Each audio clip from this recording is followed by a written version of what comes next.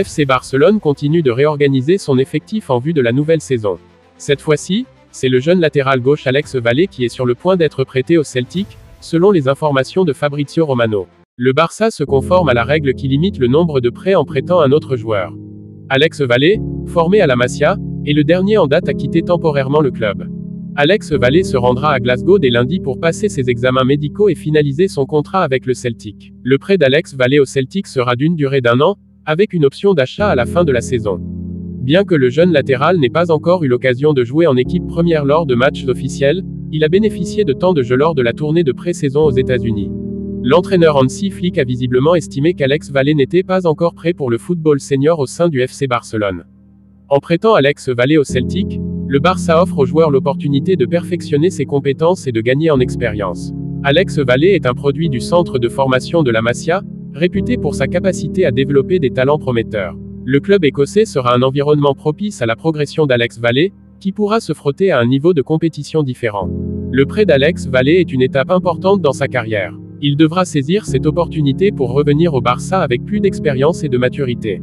Nous souhaitons à Alex Vallée une excellente saison au Celtic et espérons le revoir bientôt sous les couleurs blaugrana. La Masia est le centre de formation du FC Barcelone, célèbre pour avoir produit de nombreux talents de renommée mondiale. La situation embarrassante de Dani Olmo a été mise en lumière par la saga de son enregistrement. Le milieu de terrain a été contraint de manquer les 2 premiers matchs de la saison du Barça. Dani Olmo n'est pas à blâmer pour son absence. C'est le club qui n'a pas réussi à l'inscrire sur la liste des joueurs de la Liga en raison de sa mauvaise situation financière. Selon Diario Sport, Dani Olmo ne manifeste ni colère ni contrariété face à cette situation. Il attend patiemment son heure.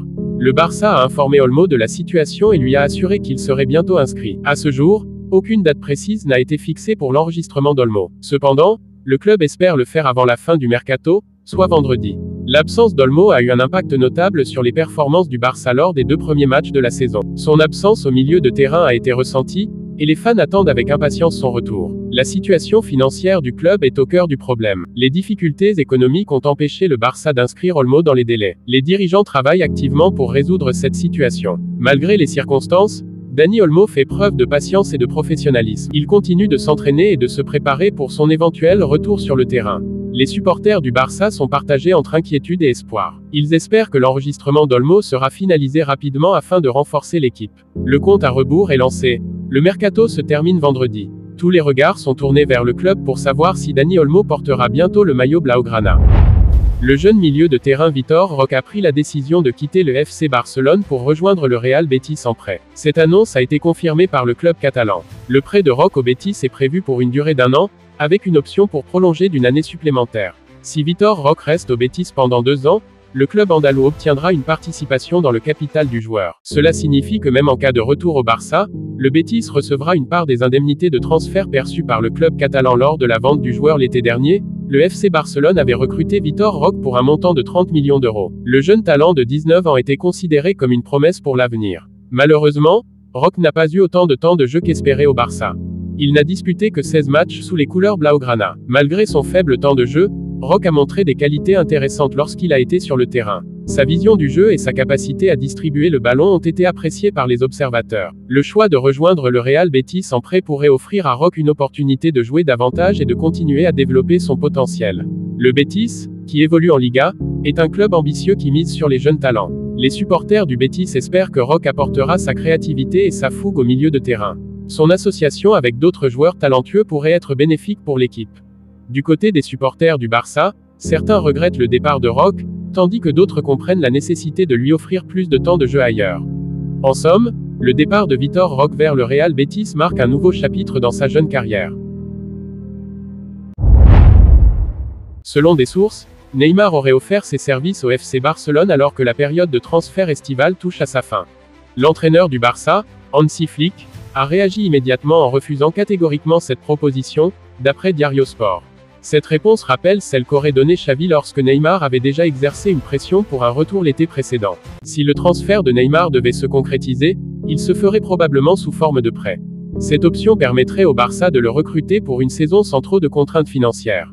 Cependant, le club catalan semble désormais privilégier une autre approche. L'arrivée de jeunes talents tels que Lamine Yamal, Gabi et Pedri a changé la donne. Ces talents émergents sont désormais les piliers du Barça, et leur intégration dans l'équipe est une priorité. Le jeune milieu de terrain Lamine Yamal a montré des qualités prometteuses et pourrait jouer un rôle clé dans le futur du club. Les milieux de terrain Gabi et Pedri ont également impressionné, apportant créativité et énergie au jeu barcelonais. Pendant ce temps, l'entraîneur Flick mise sur le retour en forme d'Ansu Fati, qui pourrait être un atout majeur sur l'aile gauche. En somme, le Barça semble préférer investir dans sa jeunesse plutôt que de réintégrer Neymar. La décision finale reste entre les mains du club et de son entraîneur. La Liga officialise l'inscription d'Ansu Fati et dévoile son numéro pour la saison 2024 en 2025. L'attaquant barcelonais Ansu Fati portera le mythique numéro 10, précédemment arboré par Lionel Messi. Le FC Barcelone a confirmé cette nouvelle via une courte vidéo diffusée ce mercredi matin. Ansu Fati apparaît désormais sur le site de la Liga avec le numéro 10 floqué sur son maillot.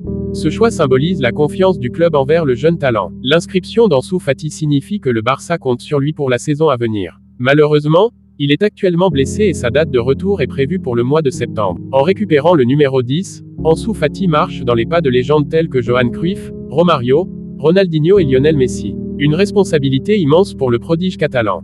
Après le départ de Messi au Paris Saint-Germain, le numéro 10 était vacant. Ansu Fati, formé à la Masia, est désormais chargé de perpétuer cette tradition. Les fans du Barça espèrent que le jeune attaquant retrouvera rapidement la forme et contribuera au succès de l'équipe. Ansu Fati a déjà montré son potentiel avec des performances impressionnantes malgré son jeune âge. Sa vitesse, sa technique et son instinct de buteur font de lui un joueur à suivre de près. La blessure d'Ansu Fati a été un coup dur pour le club, mais sa rééducation progresse bien.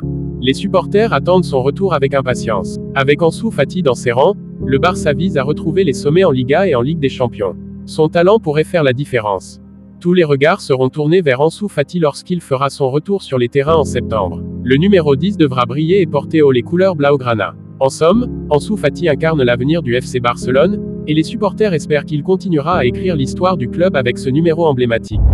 Le défenseur français Clément Lenglet a officiellement quitté le FC Barcelone pour rejoindre l'Atlético Madrid en prêt pour la saison à venir. Cette décision a été confirmée par le club madrilène. Avant de s'engager avec l'Atlético, Lenglet a prolongé son contrat avec Barcelone jusqu'en 2027.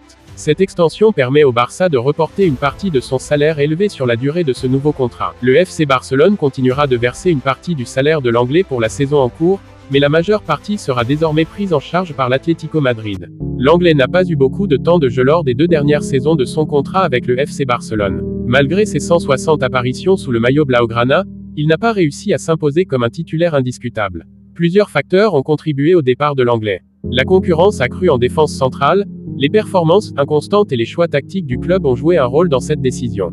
En rejoignant l'Atlético Madrid, Lenglet espère relancer sa carrière et gagner du temps de jeu. Il retrouvera Diego Simeone, un entraîneur réputé pour sa rigueur défensive, ce qui pourrait convenir à son style de jeu. L'Atlético Madrid est un sérieux prétendant au titre en Liga et en Ligue des Champions.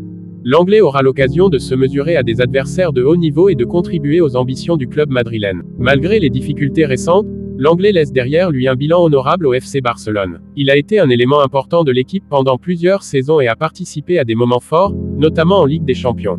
L'entraîneur a eu un impact sur la carrière de Lenglet au Barça. Ses choix tactiques et sa gestion des joueurs ont influencé la situation du défenseur français au sein de l'équipe. Avec ce prêt à l'Atlético Madrid, Clément Lenglet a l'opportunité de se relancer et de montrer qu'il peut briller dans un autre grand club. Son avenir dépendra de ses performances et de sa capacité à s'adapter au style de jeu de l'Atlético.